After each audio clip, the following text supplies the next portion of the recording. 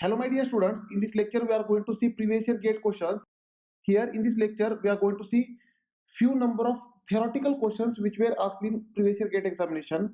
Now the very first question we will see which was asked in gate 2016 as well as the exactly similar question is asked in gate 2014 for 1 mark.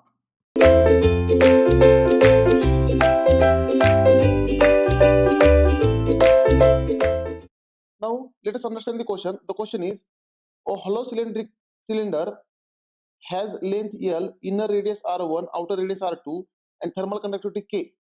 The thermal resistance of the cylinder for the radial conduction is. Now here they have provided one hollow cylinder.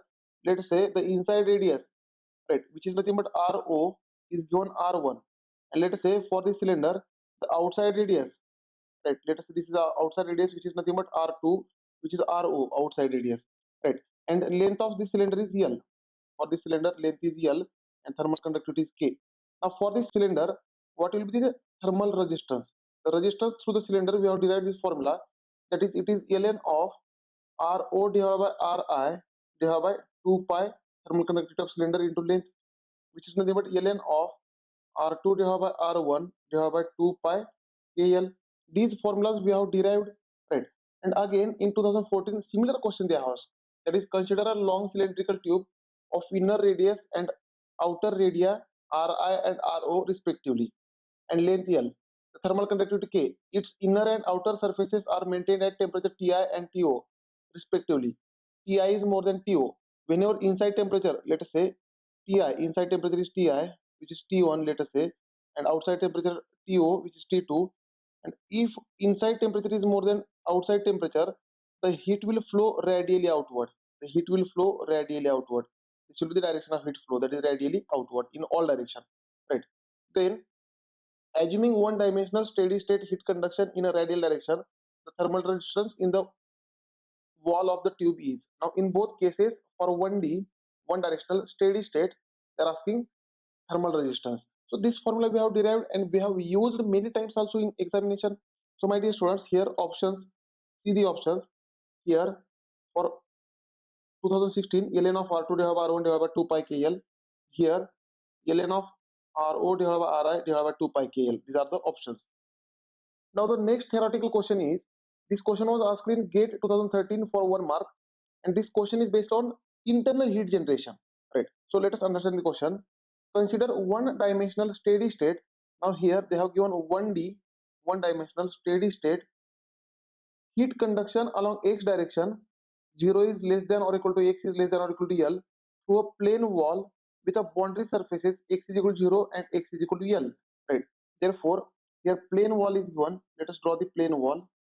Let us say this is the plane wall, right? On this plane wall, let us say here x is equal to 0 and here x is equal to L. This is the boundary. Now, here the wall with the boundary surfaces x is equal to 0 and x is equal to L maintained at temperature of 0 degrees Celsius and 100 degrees Celsius. Means whenever x is equal to 0, let us say temperature is T1. This temperature T1 is 0 degrees Celsius, they have given. And whenever x is equal to L, then temperature is T2 and this T2 is given 100 degrees Celsius. It is given in the question, right? Then heat is generated uniformly throughout the wall. Now there is a uniform heat generation inside the wall, right? Heat is generated at the rate of Q dot, that is watt per meter cube. Heat generated per unit volume, right? That we have seen, right? Then heat is generated uniformly throughout the wall. Choose the correct statement.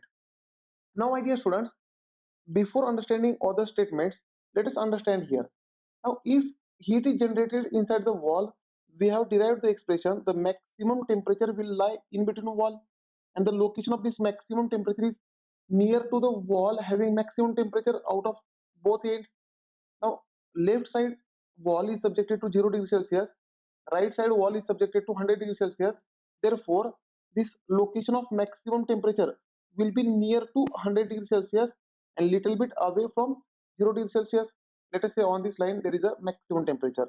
Therefore, there will be some maximum temperature in this wall because of internal heat generation.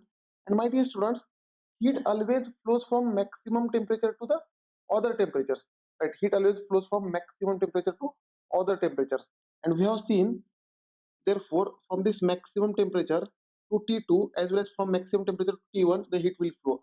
And we have seen the temperature distribution is parabolic here. Therefore, heat flows from maximum temperature to T2 and maximum temperature to T1 parabolically. Right. Therefore, direction of heat flow is from Tmax to T2, that is Tmax to right side and Tmax to left side parabolically. Right. This distribution is parabolic. That we have seen. Right. This is a parabolic distribution. Therefore, here we can say the maximum temperature is more than 100 degrees Celsius is more than 0 degrees Celsius. Therefore, for this question, you can say the option B is correct choice. The maximum temperature inside the wall must be greater than 100 degrees Celsius. Now here we are not going to prove this, right? Because in theory lectures already we have proven this, and such type of graphs we have drawn, right? We have derived the expression for this maximum temperature also in theory lectures. You can go back and watch my theory lectures. Now, my dear students, let us think about option A, C, and D. Now, let us say if there is no internal heat generation, let us say this is a plain slab, same conditions, same boundary conditions is given, right? 1D, that is x is equal to 0 and x is equal to L. Whenever x is equal to L, temperature is 100 degrees Celsius, and whenever x is equal to 0, temperature is 0 degrees Celsius. And let us say heat generation is 0, that is Q dot is equal to 0, means without heat generation, the heat always flows from maximum temperature to minimum temperature. Without heat generation, the heat will flow from 100 degrees Celsius to 0 degrees Celsius linearly. This graph will be linear, right? This graph will be linear, right? This is a 1D steady state heat conduction without heat generation, right? Therefore, if without heat generation is mentioned, then option A, the direction of heat transfer will be from 100 degrees Celsius to surface at 0 degrees Celsius, as well as the temperature distribution is linear within the wall. Option A as well as option C is correct if there is no internal heat generation. Now let us think about option D. The temperature distribution is symmetric about the mid plane of the wall. Now this option D will come if both sides of wall are subjected to same temperature and same convective transfer coefficient. Let us say here this is a wall at x is equal to 0 and at x is equal to L. The wall temperature is same. Here T wall and here also T wall. On both sides, the wall temperature is same and there is a uniform heat generation rate Q dot. There is a uniform heat generation rate Q dot watt per meter cube. And this Q dot is not equal to 0. Means it is a with heat generation problem. In this case, the maximum temperature will be exactly on center line. Right? On this line, there will be a maximum temperature T max, and my dear students, from this maximum temperature to both side of wall, heat will flow parabolically. This will be the direction.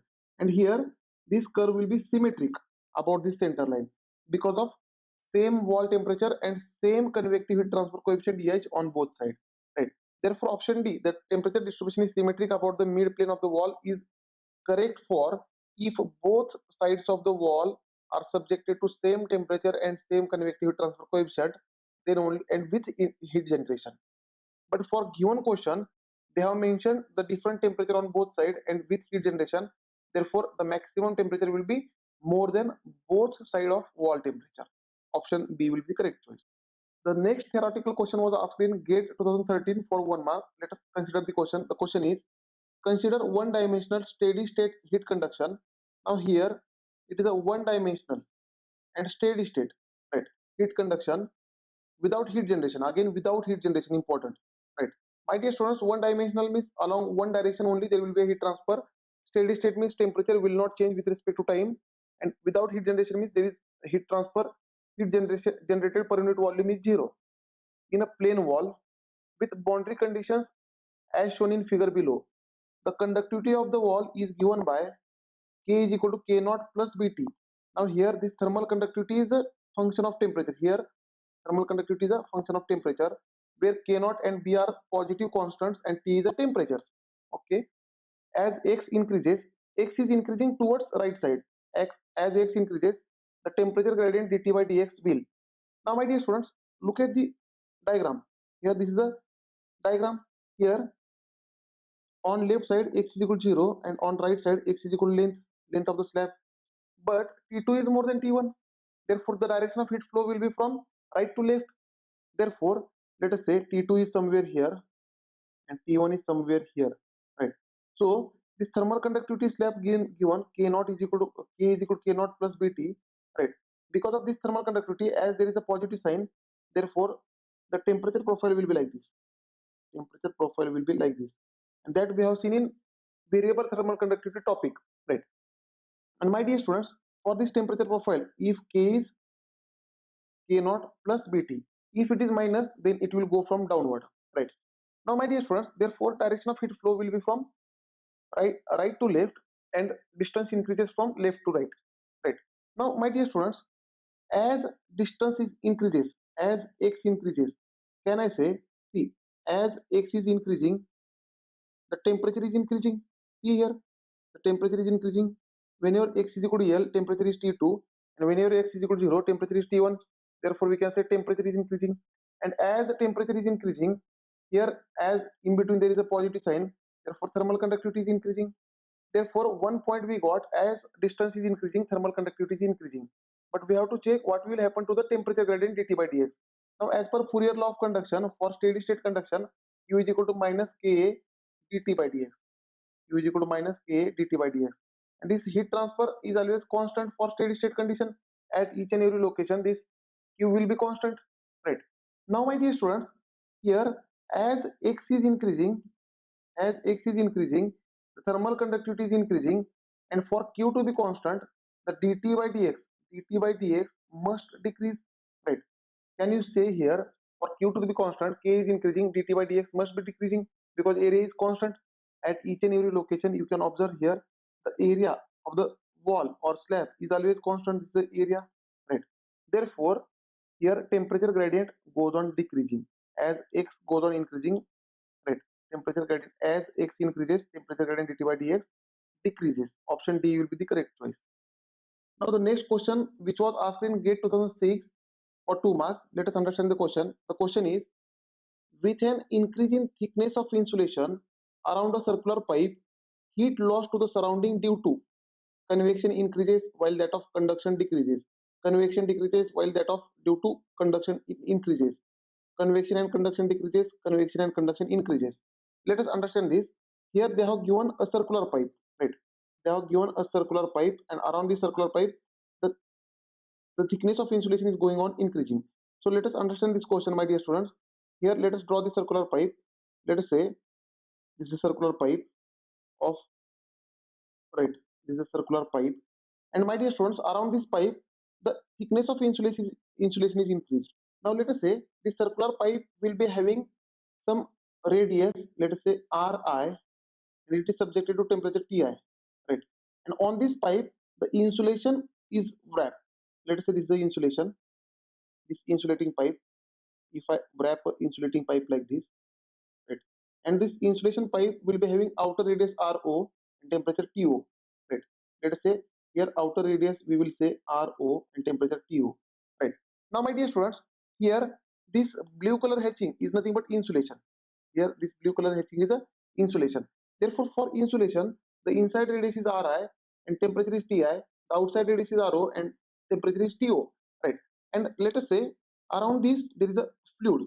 There is a fluid, right? Around this pipe there is a fluid which is at temperature T infinity and convective heat transfer coefficient EH, right? Now, my dear students, what will happen? First of all, whatever may be the heat generated in this circular pipe is gets conducted through this insulation. Here this blue color hatching is the insulation, right? Let us say this is the insulation material.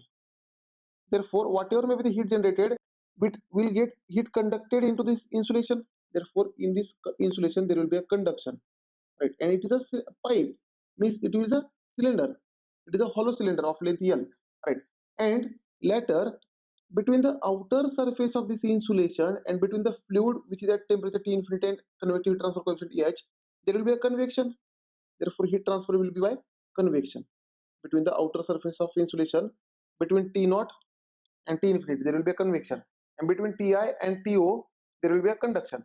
So, if I draw a circuit between temperature, let us say Ti and To, there will be a conduction inside a cylinder, right?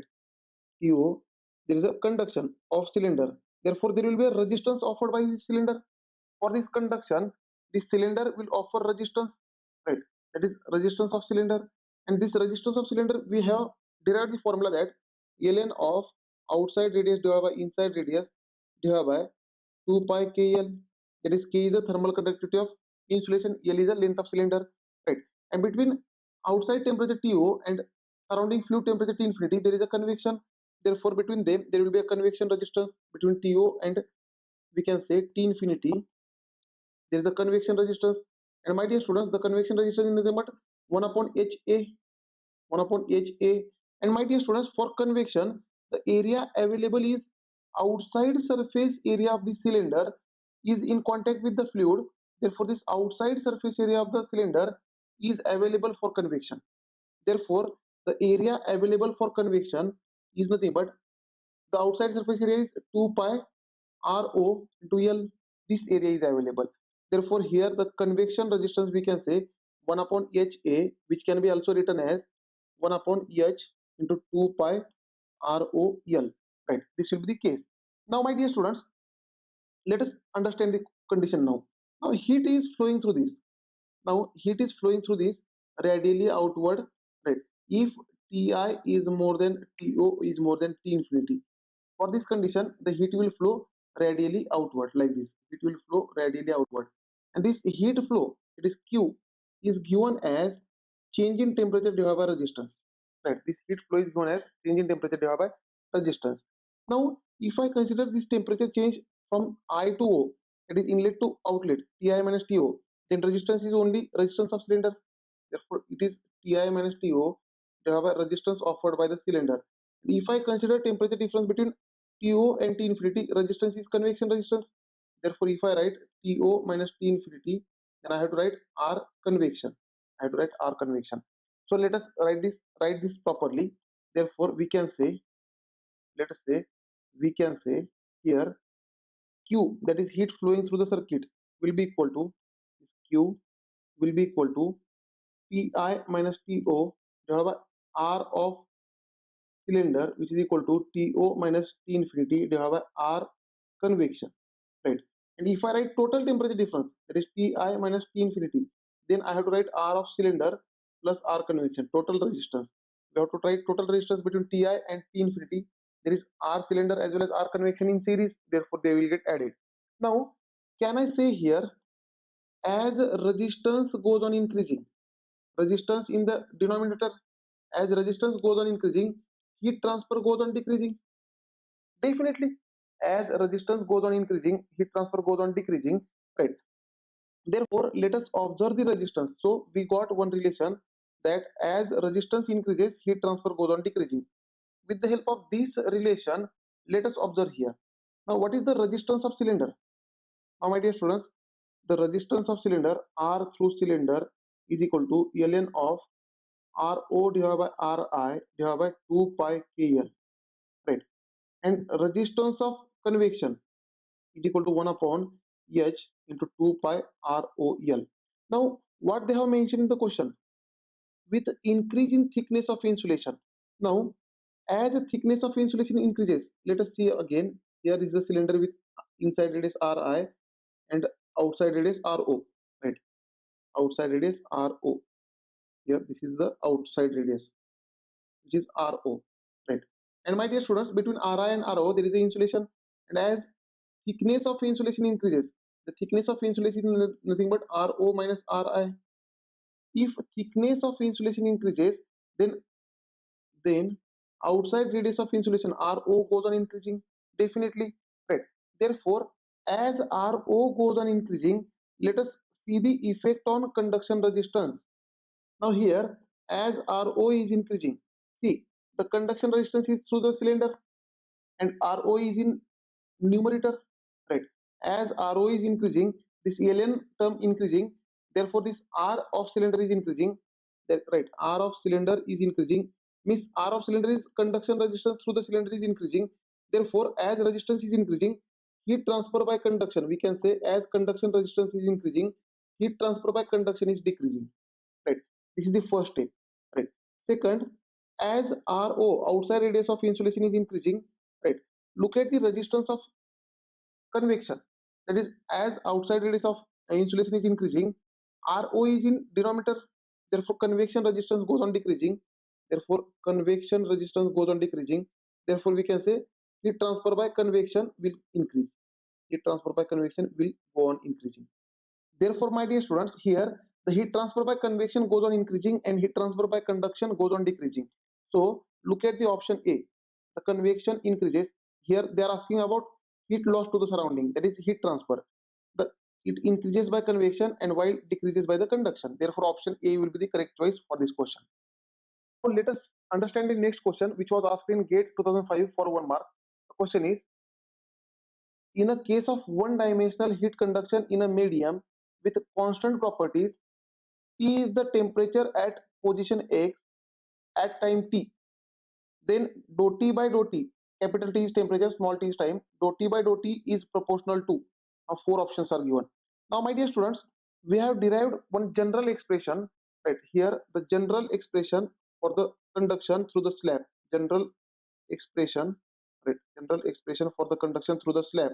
Let us say the equation is d2t divided by dx square plus d2t divided by dy square plus d2t divided by dz square plus q dot by k is equal to 1 upon alpha dou t by dou t. This is the general expression for conduction through the plane slab, right, where it is along all the 3 directions, right. It is a 3D, x, y, z, all directions we have considered. Therefore, it is 3D, right. Here q dot is uniform heat generation rate. Q dot is uniform heat generation rate. Therefore, with 3D, with heat generation. Now again, as dou T by dou T, that is temperature is changing with respect to time. Therefore, it is unsteady. It is unsteady. We can say unsteady, right? Conduction equation. Conduction equation through slab.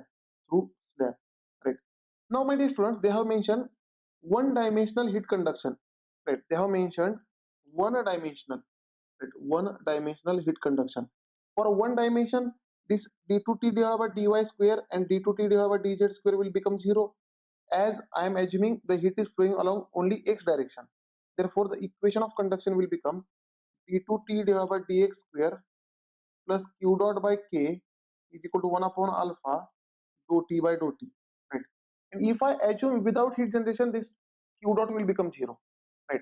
Now, can I say here this dou t, change in temperature with respect to time, is directly proportional to d2t divided by dx square. Right. Therefore, here your option is option D, d2t divided by dx square, right. This dou t by dou t is proportional to d2t divided by dx square. Now the next theoretical question we are going to see from GATE 2004 for 1 mark.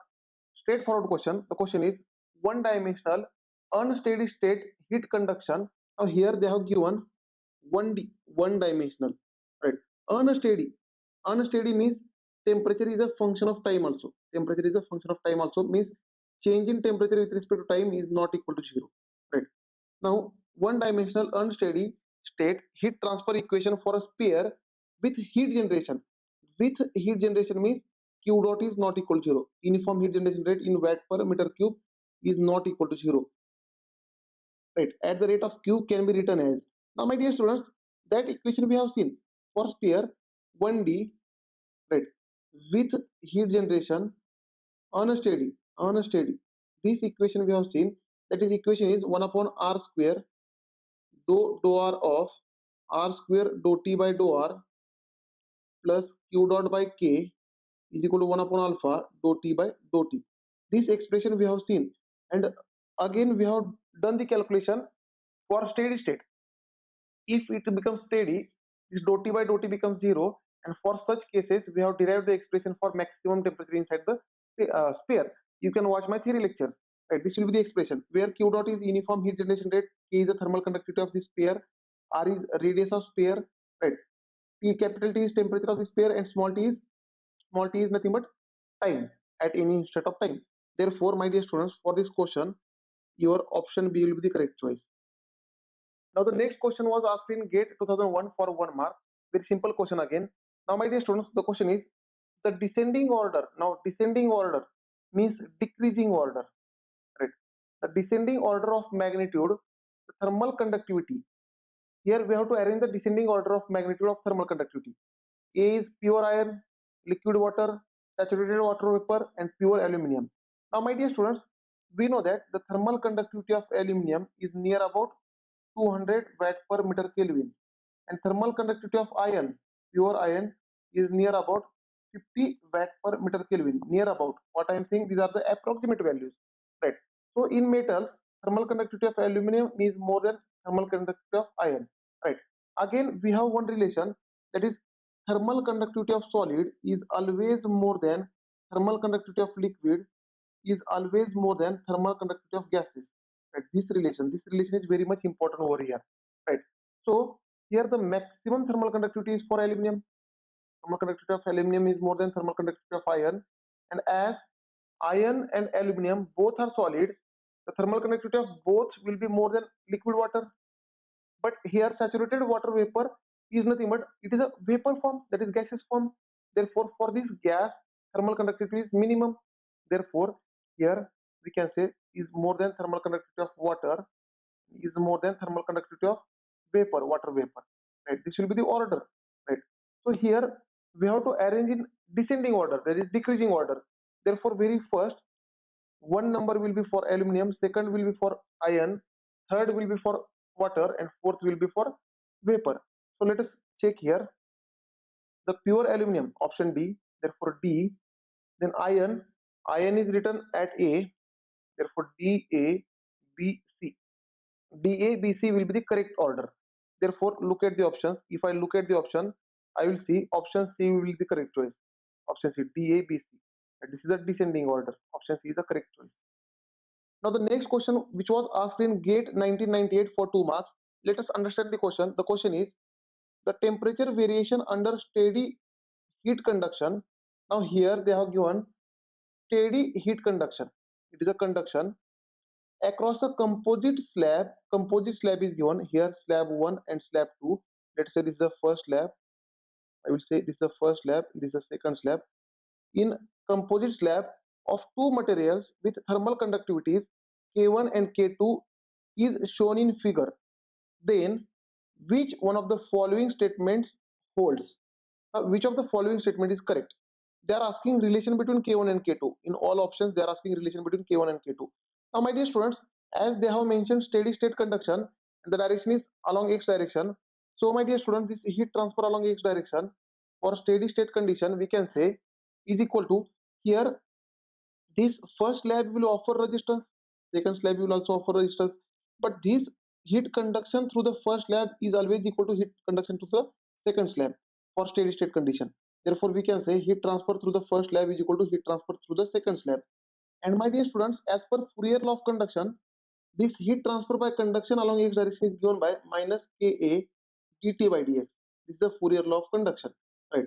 So, my dear students, here let us observe the for both slab. Now here for first slab dt by dx. Now y coordinate is dt and x coordinate is here dx. Therefore for first slab you can say dt by dx for first slab, and for second slab you can see dt by dx dt by dx dt by dx of second slab. Now can I say for first slab change in temperature, change in y coordinate is very small as compared to change in x coordinate, right? Therefore this dt by dx is small. But for second slab, as compared to first slab, dt by dx, that is change in y coordinate with respect to x coordinate is more. That is slope of second slab is more.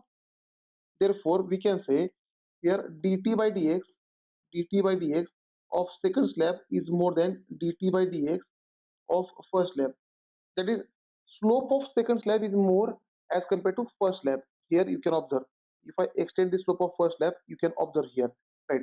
Therefore my dear students, as this heat transfer is constant, therefore q1 is nothing but minus k1 a dt by dx 1, right, is equal to q2 is nothing but, if I equate q1 is equal to q2, let's equate q1 is equal to q2. Q2 is nothing but minus k2 a dt by dx 2.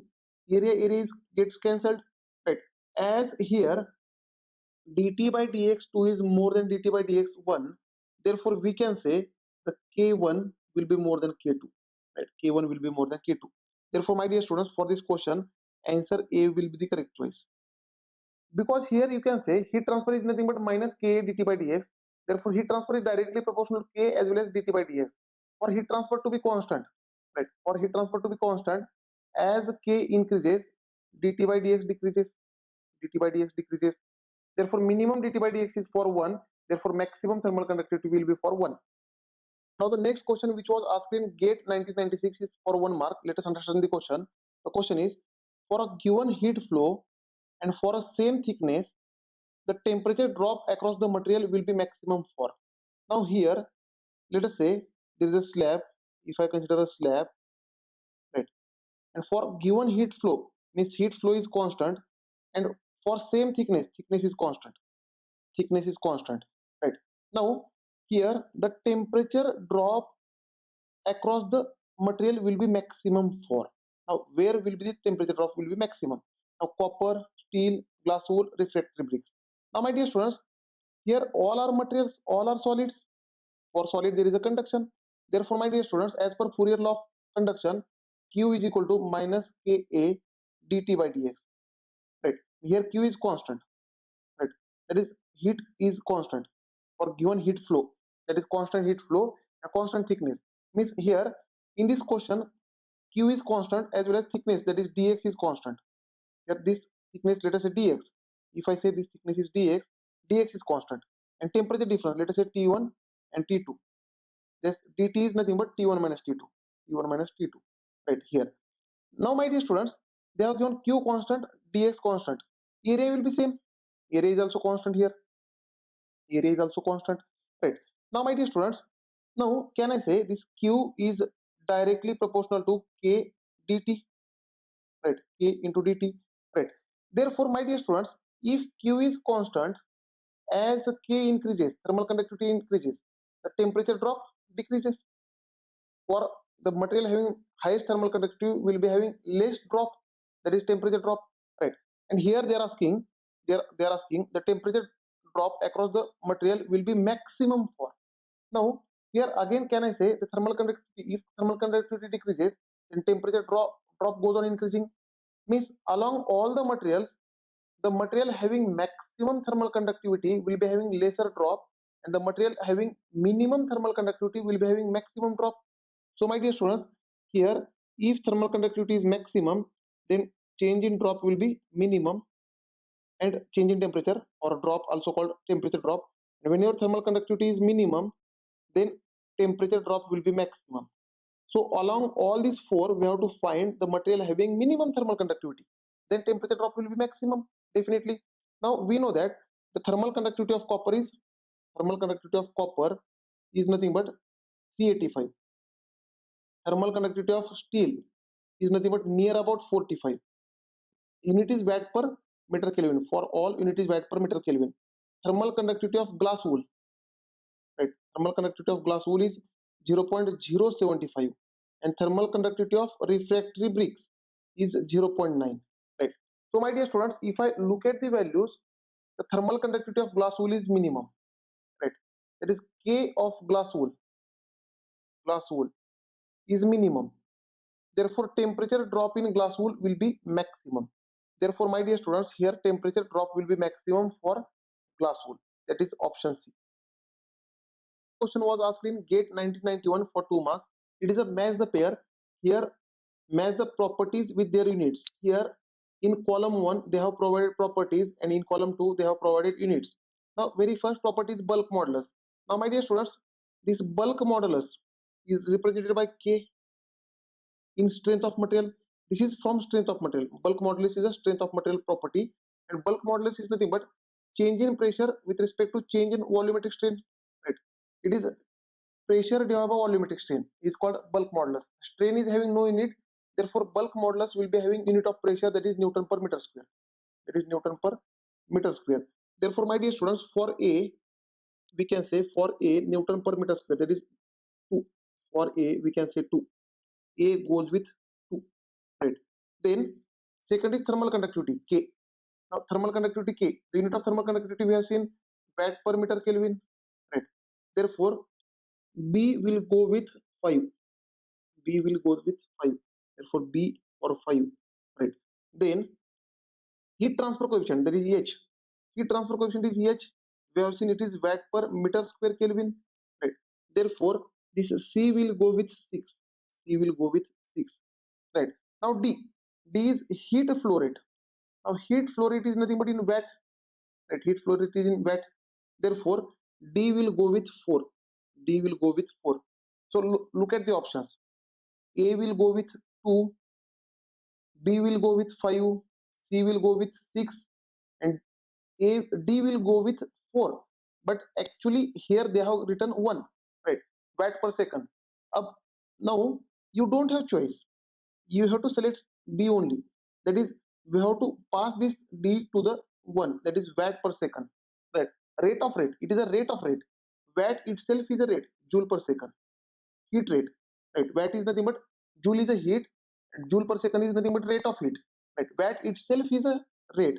Therefore watt is a rate. Therefore watt per second is a rate of rate, right? Therefore it is a rate of rate. But we have to, anyhow we have to go with 1, because as 4 is not written here.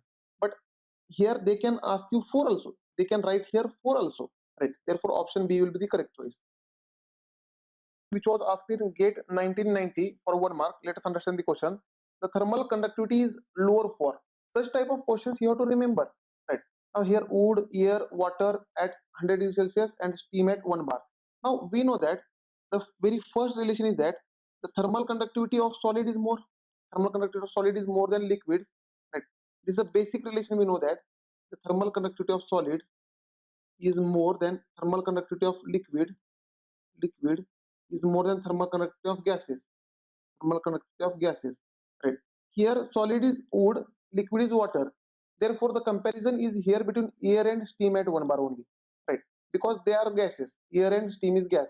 But my dear students, as wood is insulating material, it is not conducting material.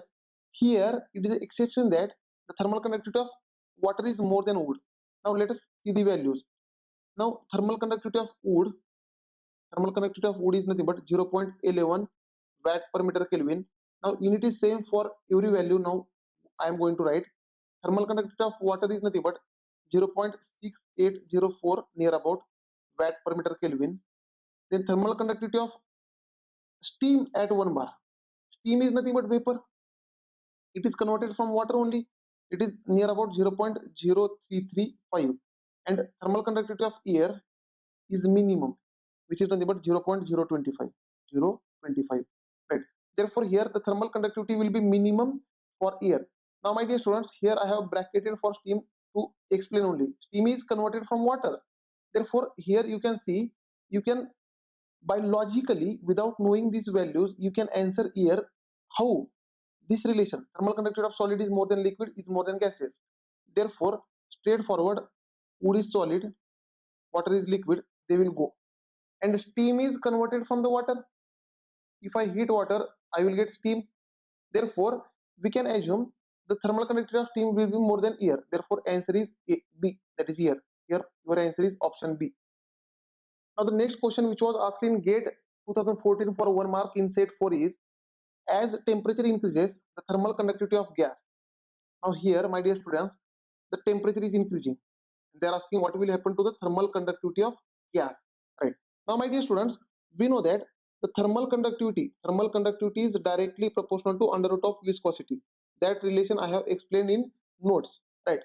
Therefore as here viscosity goes on increasing, thermal conductivity also goes on increasing, and if viscosity goes on decreasing, thermal conductivity also goes on decreasing, right? And my dear students, here for solids and liquids, right, as temperature increases in fluid mechanics, you have studied that the viscosity goes on decreasing, therefore thermal conductivity goes on decreasing as temperature increases. But this is for solid, and here in question they have mentioned for gases. And for gases you have studied as temperature goes on increasing, viscosity goes on increasing, and thermal conductivity goes on increasing. So here they are mentioning for gases. Therefore with increase in temperature, thermal conductivity of gases increases. Now let us understand this practically, right? Now let us understand this practically. Now my dear students, in case of gases, what is the mechanism of conduction? Let us understand the mechanism of conduction in case of gases. Let us say there is one plate, which is at high temperature, right? And there is another plate which is at low temperature, and between this plate there are air molecules, and let us say the gap is very small. This gap is negligible, we can say. Very small gap, very small gap, right? Now between these two plates, let us say there are gas molecules. Now the gas molecules which are in contact with the high temperature plate will be having higher temperature. Therefore these air molecules or air particles or gas molecules will be at high temperature. High temperature, the molecules which are in contact with high temperature plate will be having higher temperature, and the gas molecules which are in contact with low temperature plate will be having low temperature. Let us say these are the gas molecules. These are the gas molecules. This will be having at low temperature, right? And my dear students, the velocity of any gas in any medium is given by under root gamma RT, that we have seen. This V is a RMS velocity, that is velocity of root means square velocity. Velocity of a gas in any medium is equal to under root gamma RT. Gamma is a specific heat ratio. Gamma is specific heat ratio, that is Cp divided by Cv. R is a universal gas constant, which is 8.134 kilojoule per kilomole Kelvin. Kilomole Kelvin, this is the value, right? And T is a temperature in Kelvin. T is a temperature in Kelvin. Therefore, the velocity of gas increases as the temperature increases, right? For gases, as temperature increases, velocity of gas increases because velocity of gas is directly proportional to under root of temperature, right? Now my dear students, as velocity goes on increasing, therefore can I say the gas molecules which are at high temperature will be also at high velocity. Therefore the molecules which are in contact with high temperature plate will be having higher temperature as well as high velocity. High velocity. And the gas molecules which are in contact with low temperature plate will be having low temperature as well as low velocity, as well as low velocity, right? So my dear students, here these blue color molecules will be having low temperature low velocity, and red color molecules will be having high temperature high velocity. Now whenever this low temperature low velocity molecule, let us say low temperature low velocity molecule, collides on high temperature high velocity molecule, right, there will be a momentum transfer between them. There will be a momentum transfer that you have studied in engineering mechanics. Momentum transfer, right? Whenever any low velocity molecule collides on high velocity molecule, there will be a momentum transfer. That means because of this momentum transfer, the velocity of high velocity molecule will decrease and velocity of low velocity molecule will increase, right? Right. The molecule which is having lesser velocity, now for this molecule velocity is increasing, and for high velocity molecule little bit velocity is decreasing, and as velocity is decreasing the temperature is decreasing, right? And here as velocity is increasing the temperature is increasing, and this is how there is a conduction heat transfer in the gases, right? Now my dear students, whenever temperature increases, can I say whenever temperature increases, now the randomness will increase. The randomness will increase as the temperature increases, the randomness increases, and because of randomness the number of collisions increases.